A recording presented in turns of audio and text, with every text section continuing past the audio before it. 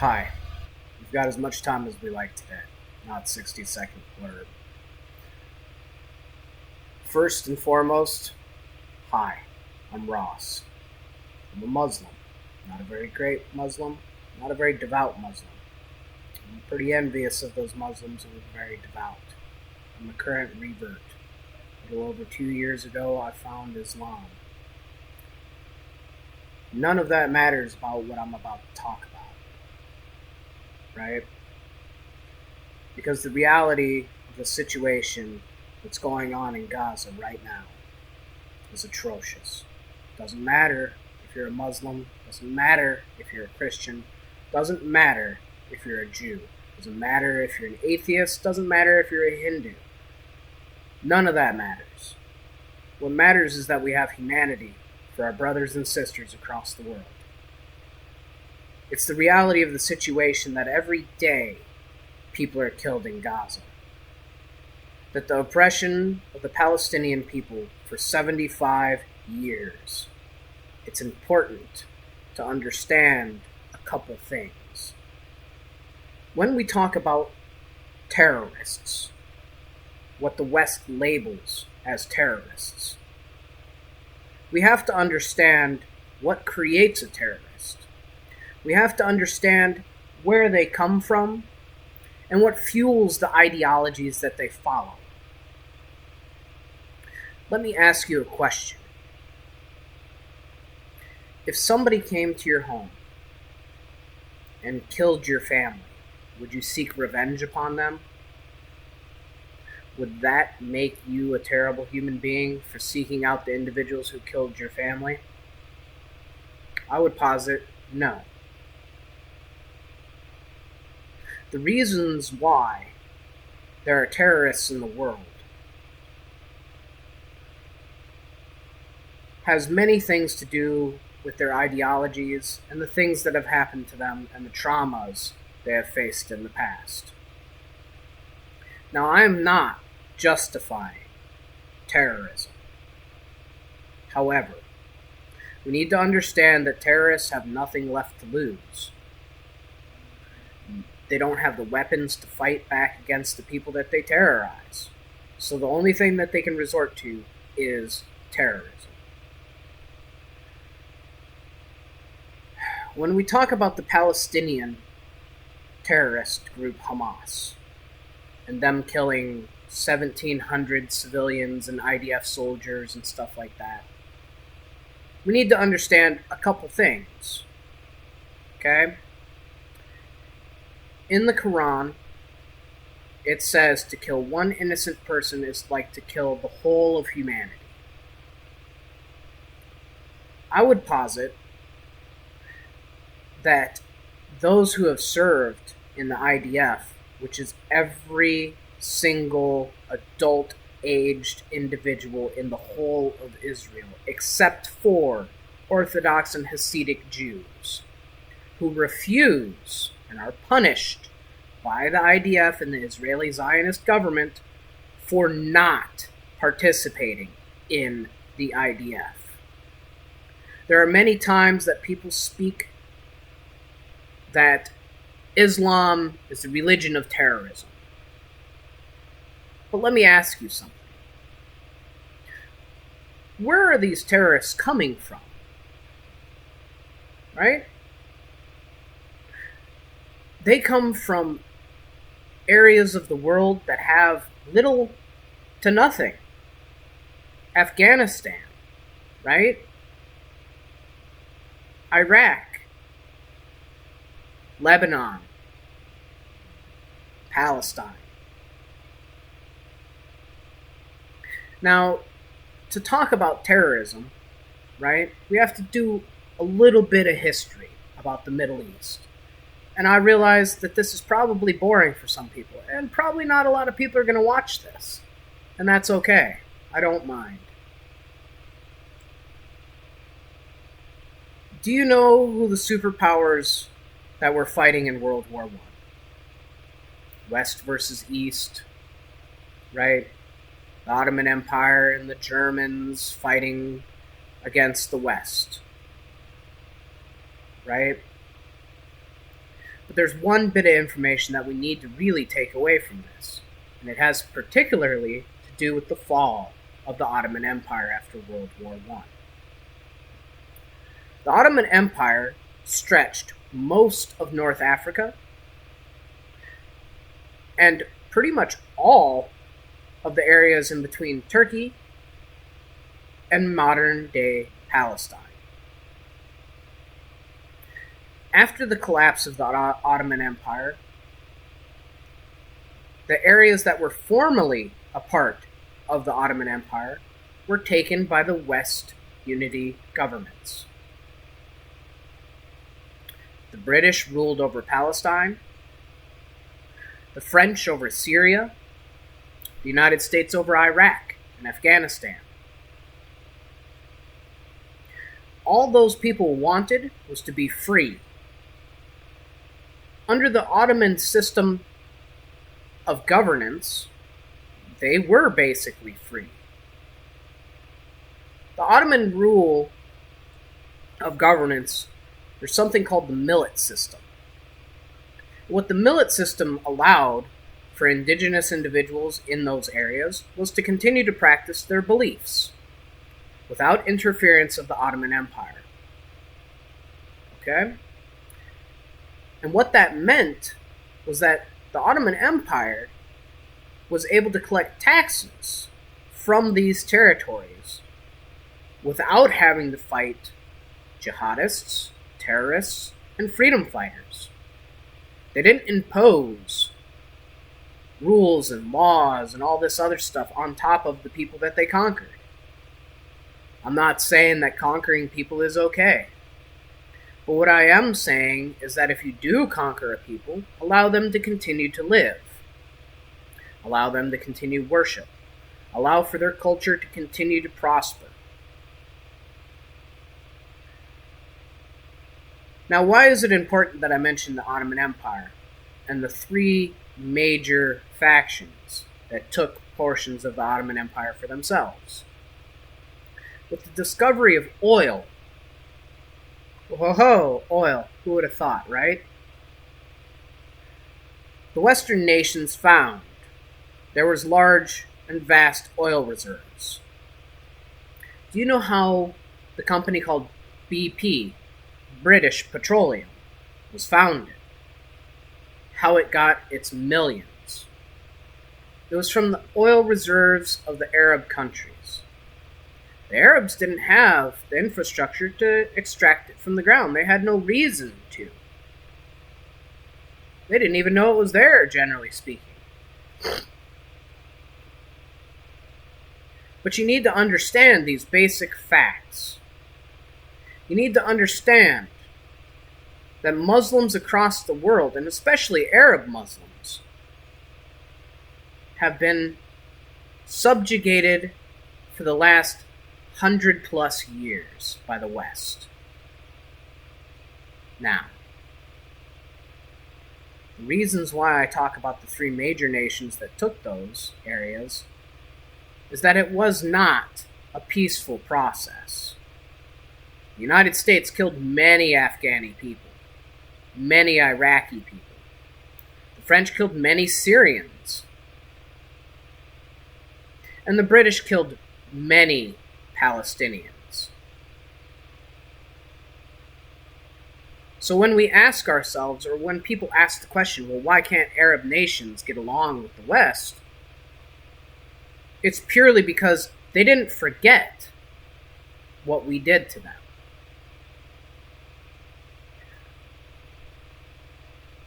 And the reality is that it all boils down to the same thing is going on in Israel.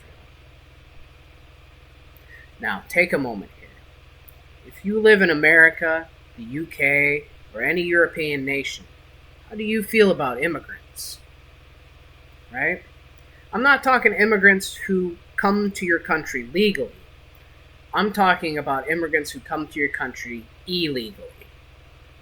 Now, there are many videos online of people talking about how they do not and will not allow for illegal immigration into their country.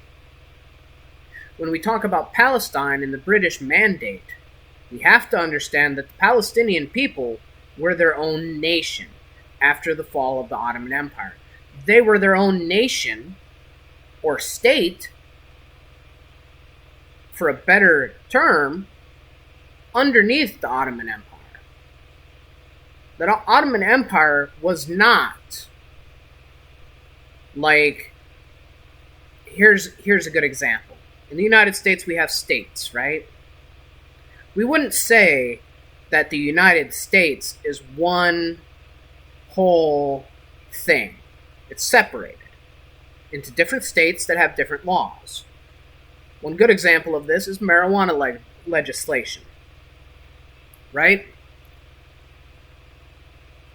For example, you could go to Colorado, go pick you up a 20 sack. All you have to do is show an ID.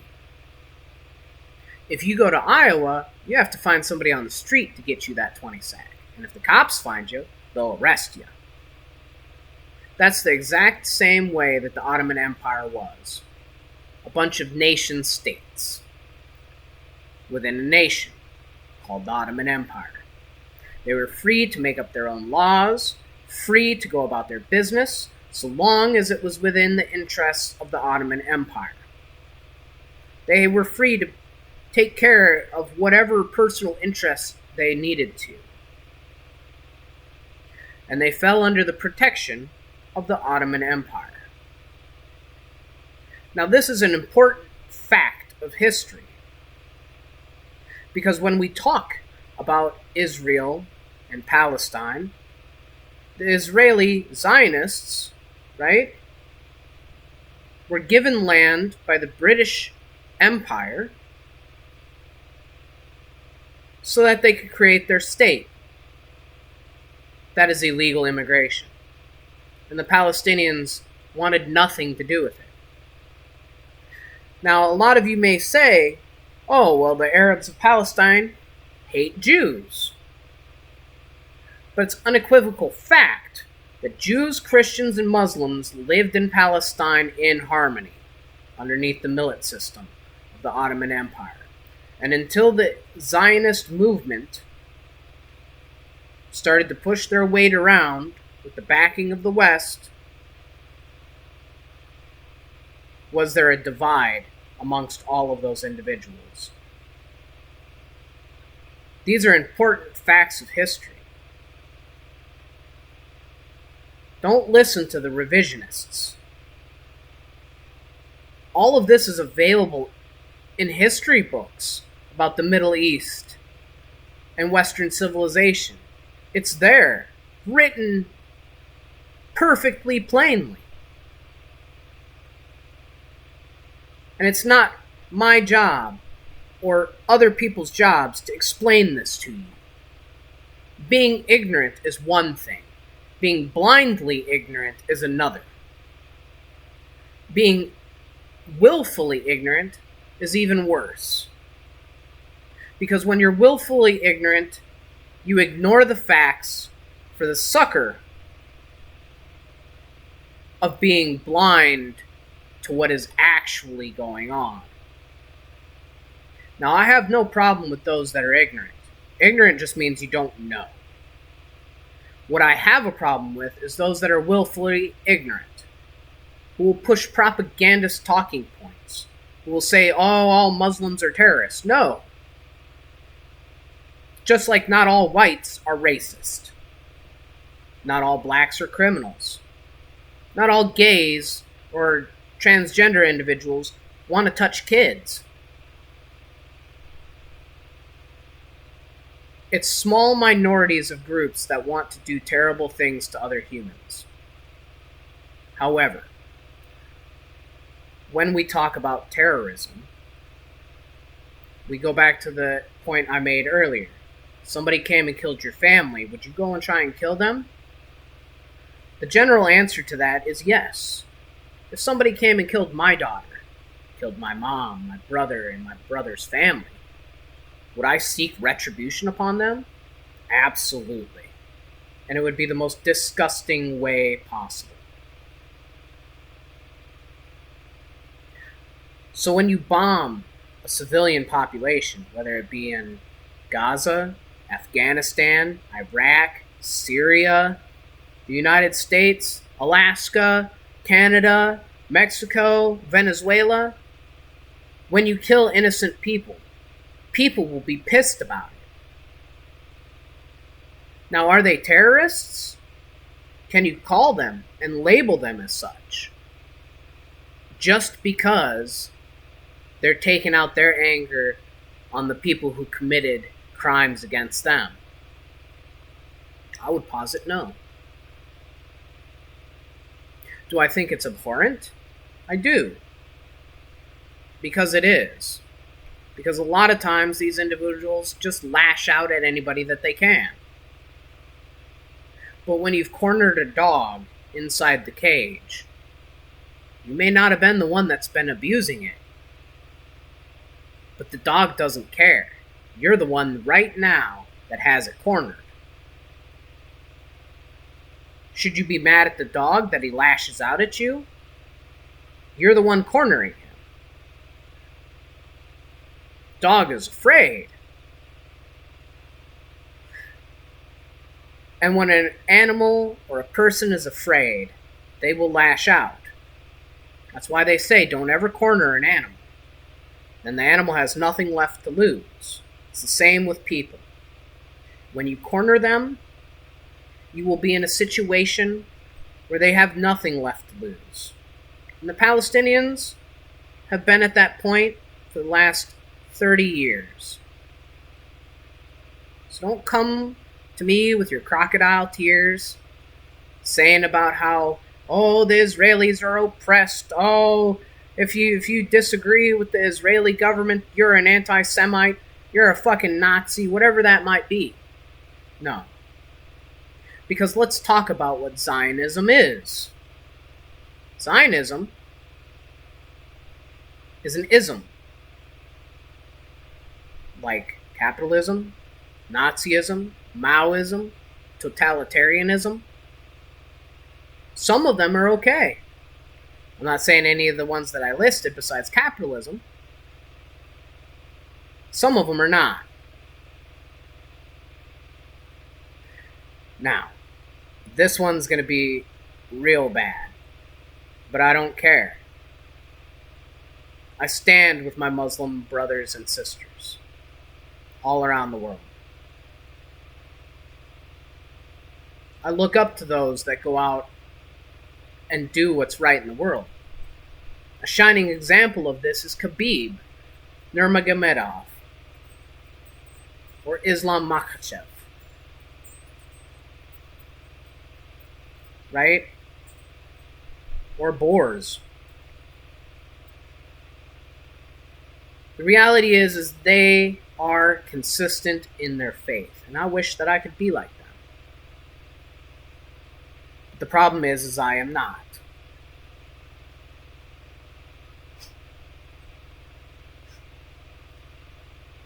Now, hold on a second. Let me light this cigarette. Don't smoke cigarettes, kids. It's bad for your health. Now, I'm going to make this comparison, and I don't care what people have to say, because it's true. Do you know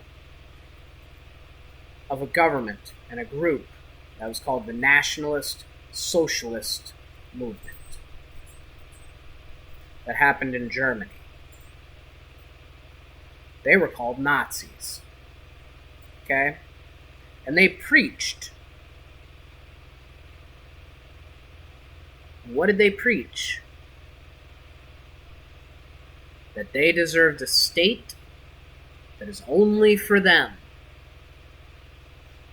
A world that is only for them. And why do I bring this up? Because the Zionists are a nationalist socialist movement. They were started by a nationalist socialist in the late 1800s. who worked with the Germans to get Jews to move to Israel. And today, what is it that we hear from Israel? That it is a land for Jews, right? But the Zionists are so far removed from Judaism that they are secular. Watch how they treat the Hasidic or Orthodox Jews in their own country. It's the exact same way that the browncoats and the jackboots treated the German population who were against what the Nazi Germans were doing. A phrase comes to mind when I speak about stuff like this. I didn't speak up for the Polish because I wasn't Polish. I didn't speak up for the Armenian because I wasn't Armenian. I didn't speak up for the Jews because I wasn't Jewish. And then when they came for me, there was no one to speak up for me. The reality that we live in this world is the fact that we all need to figure out how to get along. I don't know another single person across the face of this planet who wants me dead, but I know people who want my government and my soldiers to be dead. And I know that my government wants somebody else dead in another country. I know that other governments around the world want people dead all over the place. And it's for their nationalist interests. We all forget that we're all human. We're all created in Allah. Allah made us. And even if you don't believe that, you can still agree we're all human. We all bleed red. We all have the same organs. We all have the same general mass in our heads. Our brains are comparably all the same size. We both have lungs and livers and stomachs and all the same fucking muscles and joints and bones. The only difference is language and color of skin and culture. And based upon where you lived, cultures are different. The West has no right to impose their culture on an Arab nation, and no Arab nation has their right to impose their culture on the US. But we can come together and understand that if I cut you and you cut me, we both bleed the same blood. Your blood is not black or blue or green, and neither is mine. If I get shot and die, you would be able to get shot and die too. No one is immortal. And one day we all have to go before Allah and explain ourselves. Now, I want to talk just a little bit about being a Muslim for me. All my Muslim brothers and sisters. Now, when I say these things, don't feel pity. Don't feel like you need to say something about it. Just remember what I'm saying to you, so that you can make a better decision than I have. I reverted 2 years ago, and I still do not feel the love that Allah has for me. Maybe it's because I grew up in an American household. I was very Christian, and I fell out of love with religion. And I thought that joining Islam as an adult from a friend of mine who, showed me what Islam is about, it's a lovely religion. And I have a little bit of jealousy for those who actually feel the love of Allah. I can pray. I can go to mosque every day. I do not feel it. I still believe Allah is there, and I will have to reckon with the fact of the way that I feel when I die and I am in front of Allah. Now, I say to all of you, the reasons why I say this to you is if you have your faith, keep to it. Allah sees you. And He remembers. Salam alaikum. Alaikum salam.